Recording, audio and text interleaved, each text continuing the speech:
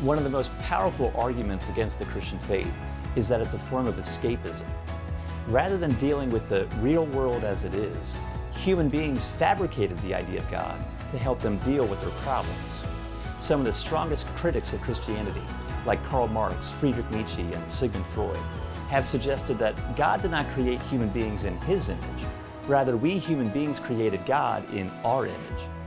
So is Christianity a crutch for the weak and a form of escape?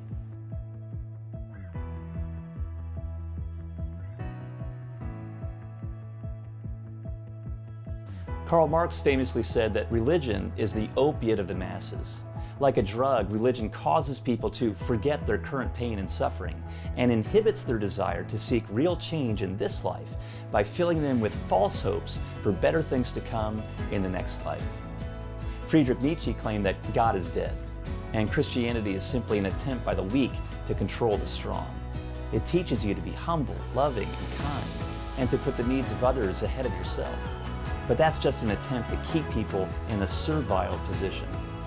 According to Nietzsche, if God is dead, then so are Christian morals, and therefore the only way to live an authentic life is to dare to believe in a world where there is no God and there are no rules.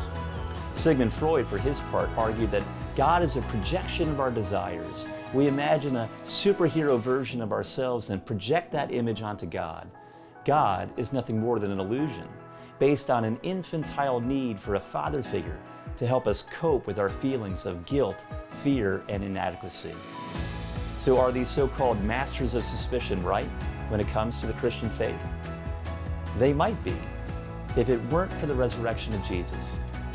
I've previously addressed questions like, did the resurrection really happen, and why does the resurrection matter? But now I want to consider the implications of the resurrection in light of these critiques. The Bible presents God as the creator of all things, who made the world as a gift of His grace, full of beauty, truth, goodness, and love. The cardinal problem is that God's good world has gone wrong as a result of human error and rebellion.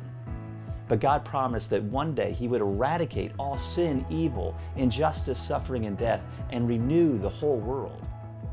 The consistent message of the New Testament is that Jesus died a brutal death on a Roman cross in order to bear the sins of humanity.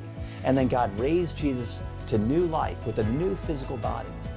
All four Gospels emphasize that the resurrection took place on the first day of the week, a sign that the resurrection of Jesus is the first day of the new creation.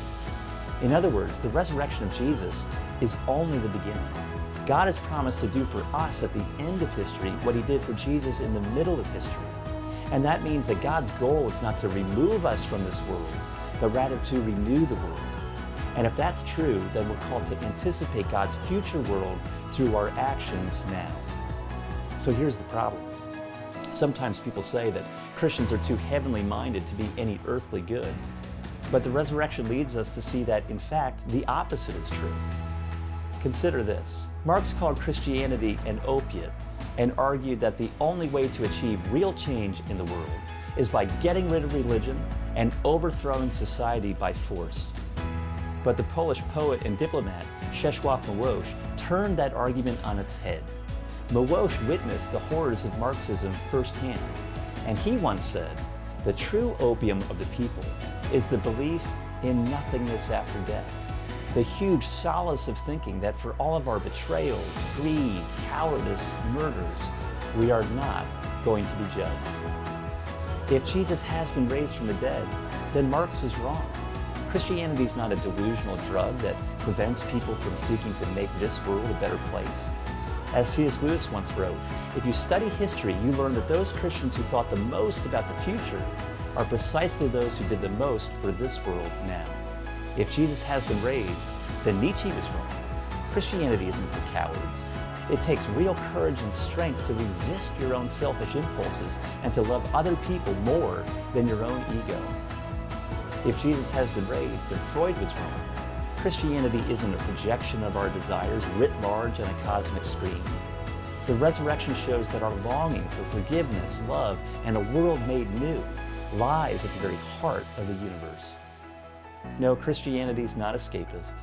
On the contrary, the true escape from reality may be the belief that this world is all there is.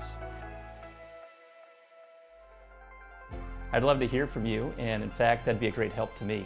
I want to know what's on your mind, so if you have questions or comments about what I've shared, or if there are other topics you'd like me to address, leave a comment below or send me an email at seniorpastor@centralchurchnyc.org. Thanks for watching.